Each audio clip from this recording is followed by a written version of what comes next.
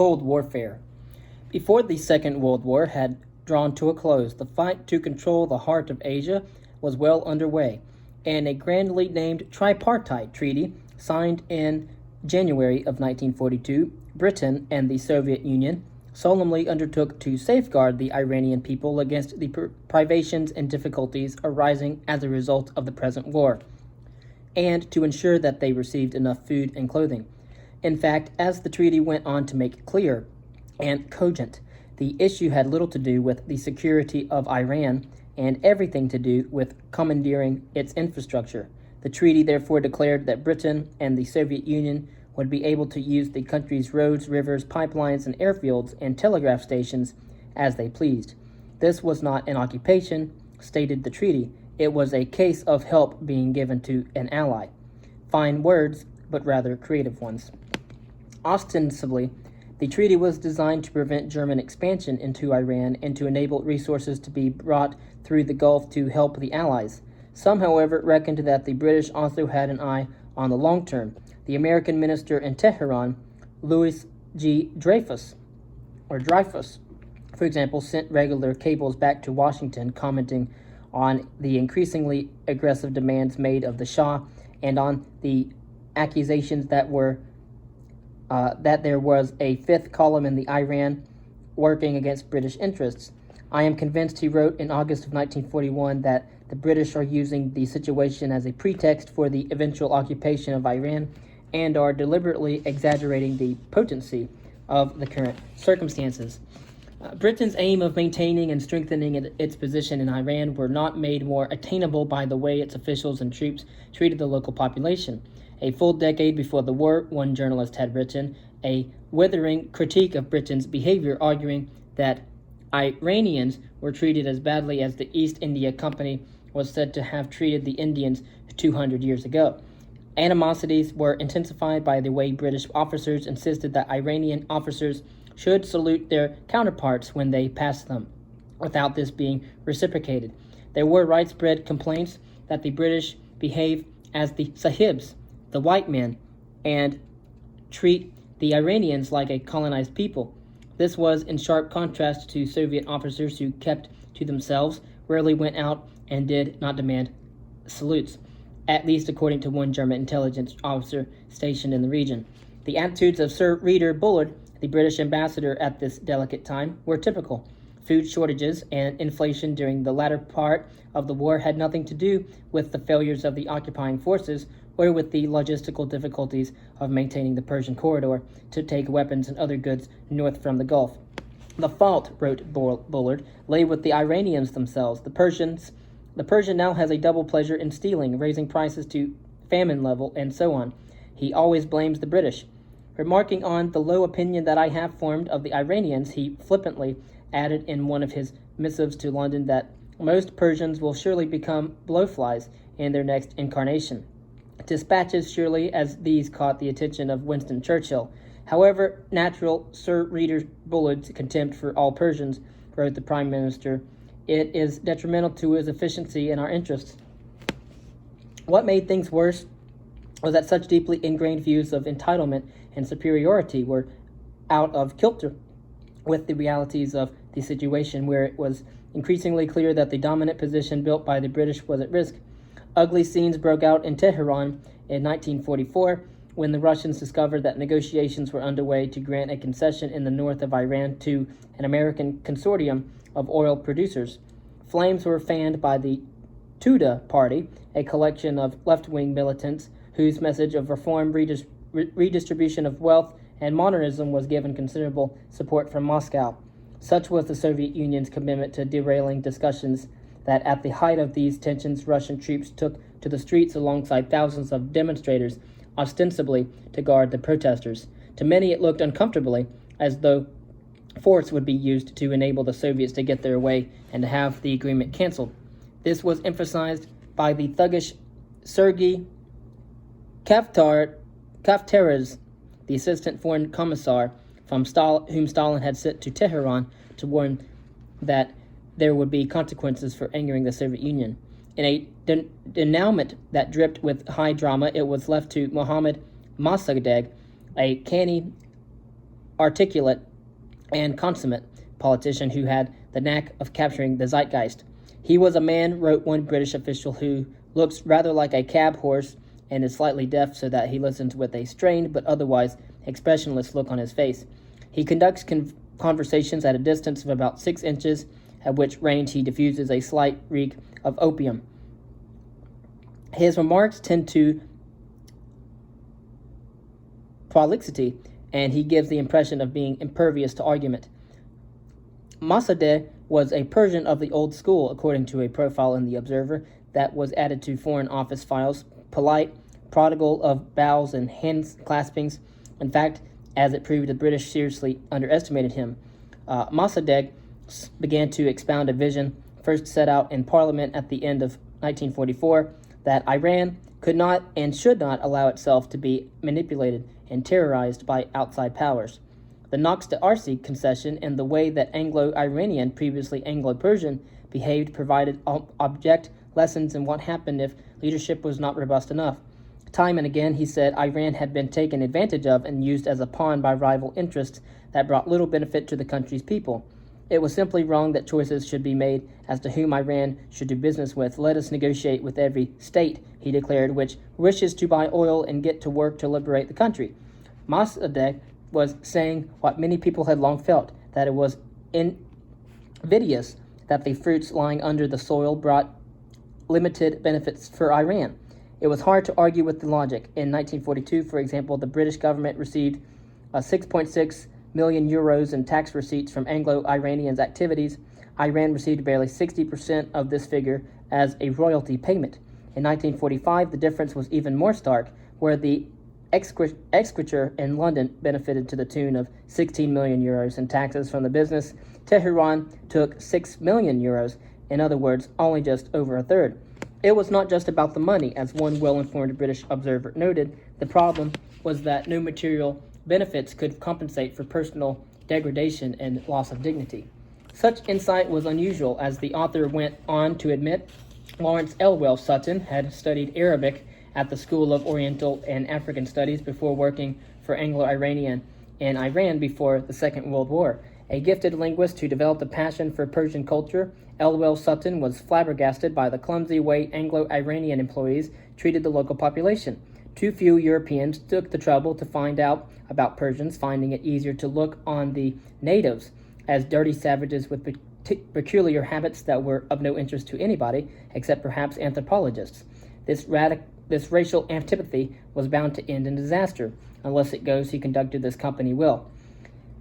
In the circumstances, it was not hard to see how momentum built behind reformers like Mossadegh. The age of European empire had long since started to erode, as had been evident in Iraq when Gertrude Bell was reminded that independence was not in Britain's gift to give. It was inevitable that Iran and elsewhere that there would be growing demand for countries subjected to domination and heavy influence from abroad to take control of their own destinies, and the pattern quickly emerged and accelerated as the war went on. As it did so, Britain became an empire literally in retreat as its Silk Road collapsed. Tidal waves of military pressure in Asia had caused a series of Dunkirks in the east, cases of symbolic retreat that served as poignant markers of the end of Britain's golden era. Hundreds of thousands fled from Burma as Japanese forces fanned out across Southeast Asia, seeking to take advantage of British and French preoccupations with problems closer to home to expand into regions that had long been of strategic and economic interest to Tokyo. Germany's allies in the East were quick to realize that an opportunity had presented itself that enabled Japan to advance its own imperial credentials over a wide region. As the Japanese forces pushed forward, many suffered as a result. Some 80,000 died of starvation and disease. Scenes in the Malay Peninsula were equally dramatic, as thousands fell back on Penang and Singapore, with the lucky ones making it out before the city fell.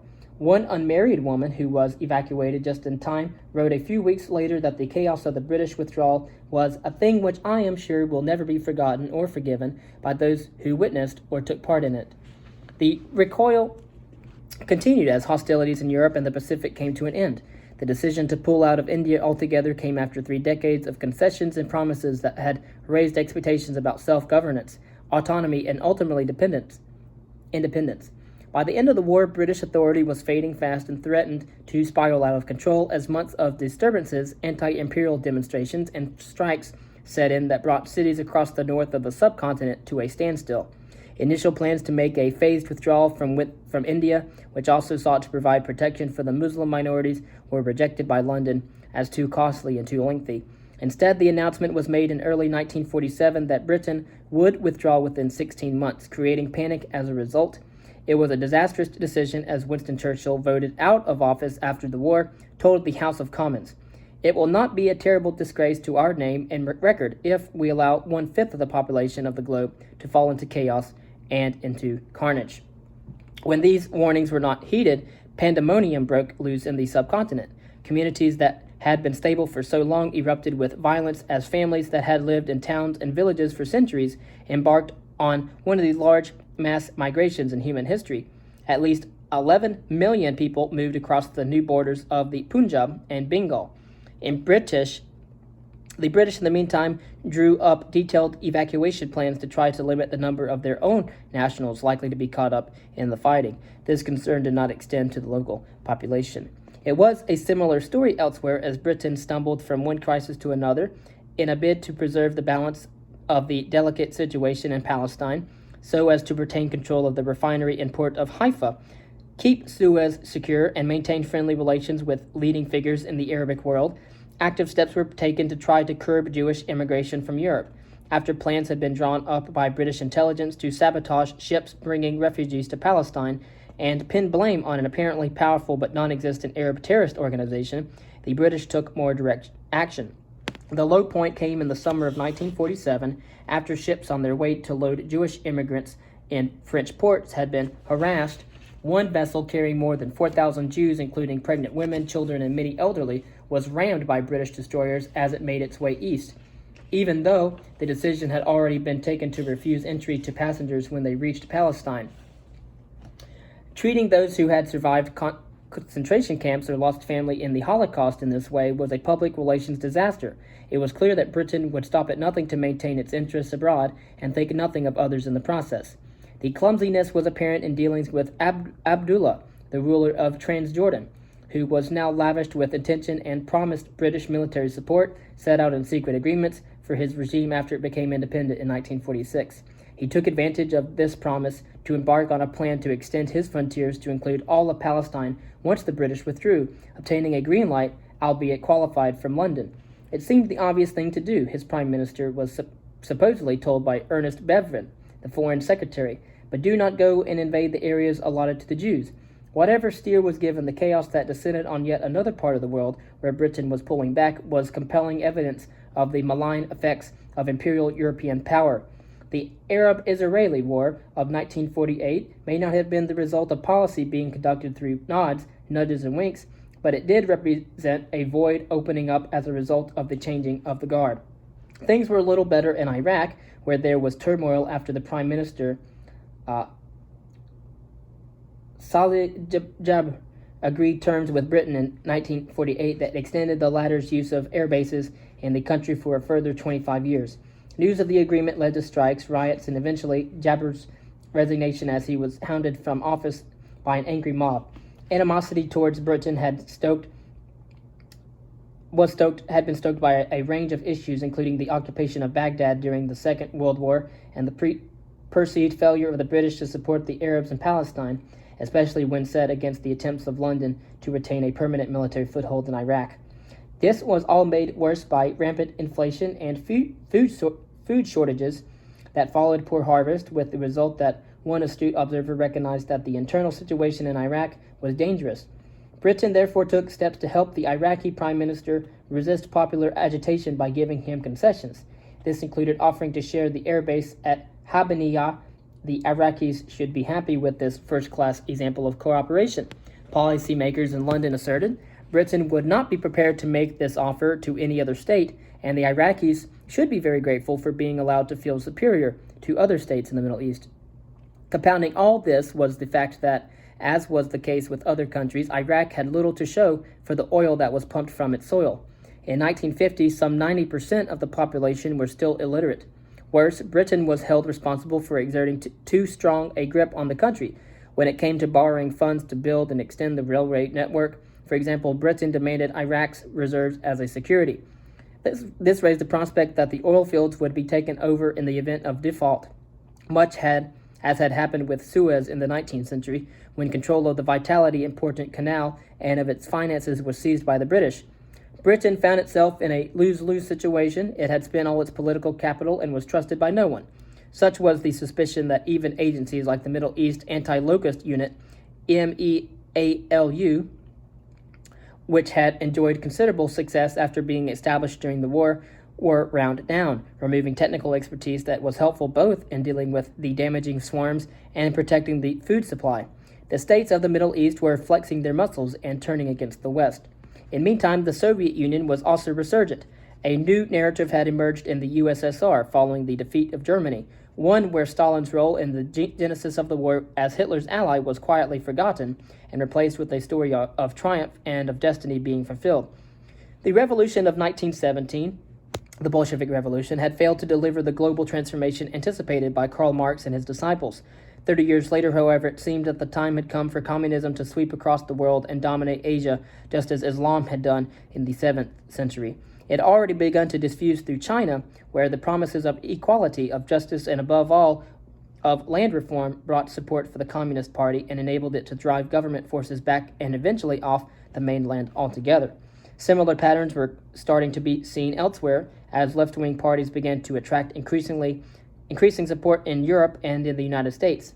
Many were persuaded by an ideal that promised a harmony in sharp contrast to the horrors of a war that had culminated in 2 atomic bombs being dropped on Hiroshima and Nagasaki, including some who had worked on the nuclear program and were disillusioned by the fact that 2 titanic struggles between European nations in little more than 3 decades had wrought devastating results across the entire globe. Stalin fanned these flames astutely in a speech that was widely reported around the entire world in the spring of 1946. The Second World War had been inevitable, he declared, because of the emergence of global economic and political factors that were implicit in the concept of modern monopolistic capitalism. The speech was a statement of intent. Capitalism had dominated the world for too long and was responsible for the suffering, mass murder, and horrors of the wars of the 20th century. Communism was a logical reaction to a political system that had proved itself to be flawed and dangerous. It was a new system that accentuated similarities rather than differences, that replaced hierarchies with equality. It was not just an attractive vision, in other words, but a viable alternative. Not long before Winston Churchill had gambled the future of the countries lying west of the Soviet Union's borders, poor Neville Chamberlain believed he could trust Hitler. Churchill told a junior member of his staff immediately after the negotiations at Yalta about what the post-war world would look like. He was wrong, but I don't think I'm wrong about Stalin. Chamberlain had indeed been wrong, but so too was Churchill, as he soon recognized. Nobody knows, he said on the 5th of March, 1946, in his speech in Fulton, Missouri, what Soviet Russia intends to do in the immediate future. However, the fact is that its philosophy was expansive and evangelical, he noted, meant that it represented a threat to the West, from Stettin in the Baltic to Trieste in the Adriatic. An Iron Curtain has descended across the continent. The fate of the center of the world hung in the balance. Iran was the fulcrum. United States strategists were convinced that the Soviets wanted complete domination of Iran because of its oil, but also because of its naval bases and its location in the middle of a web of international air routes. The Iranian government had awarded the concession for the oil in the north of the country to the U.S., only thanks to assurances from the American ambassador that the U.S. would, if necessary, provide military support in the event of Soviet forces entering the country following fierce opposition from Moscow to the agreement. In the summer of 1946, tensions rose as strike action took hold across Iran, with rumor and counter-rumor swirling throughout the streets of Tehran. The country's immediate future seemed to be at stake. Despite its strong desire to keep hold of its assets, it was painfully clear that Britain could do little to influence events where it mattered. Intelligence reports painted a gloomy picture of imminent military action by Moscow against Iran and Iraq, reporting detailed invasion plans which included information on the likely focal point of the powerful Soviet cavalry and motorized forces in the event of an attack. The Soviet General Staff were reported to have reached bullish conclusions about occupying Mosul and were ready to set up a popular Iranian government once the Shah had been overthrown. Reprisals would then be taken, according to the British, against the previous regime, whose leading figures would be branded as traitors and collaborators. Soviet paratroopers were already to be dropped close to Tehran to lead an assault that would quickly be over. A sense of real alarm gripped Washington. The Americans had been watching Iran closely since December of 1942, when the first of 20,000 U.S. troops arrived in Khorramshahr in the Gulf to set to work on improving Iran's transportation system. In order to oversee the logistics, a large American camp was built in Tehran itself, which became the headquarters of the U.S. Persian Gulf Command as a whole. The British and the Soviets were putting their own interests first in Iran, and as a result were constantly undermining the war effort and the state of Iran at the same time. Iran was being pulled dangerously in every direction, General Patrick Hurley reported to President Roosevelt. The Americans who were deployed to Iran to support and monitor supply lines during the war initially experienced something of a culture shock. The Iranian army found Major General Clarence Ridley was poor trained, under-resourced, and essentially useless. If it was to hold its own with hostile neighbors, heavy investment would be needed to train a new generation of officers and to buy good equipment. This was music to the new Shah's ears, as he was desperate to make his mark on Iran by a program of modernization. The problem, as his American budget advisor told him bluntly, was that it was not possible to build an army along the lines of those in the West. If funds were diverted to military expenditure, he was told, there would be little, if anything, for agriculture, education, or public health. Underprepared, disorganized, and weak, Iran seemed to have little chance of seeing off the Soviet Union at a time when Stalin's posturing and behavior were a matter of profound concern in the United States. Some who heard Stalin's speech concluded that this was nothing other than the declaration of World War III. George Kennan, charge of affairs at the U.S. Embassy in Moscow, who had witnessed Stalin's purges at first hand, drew a similar conclusion, warning in early 1946 of a major global struggle ahead. At the bottom of the Kremlin's neurotic view of the world affairs, he wrote, is the traditional and instinctive Russian sense of insecurity.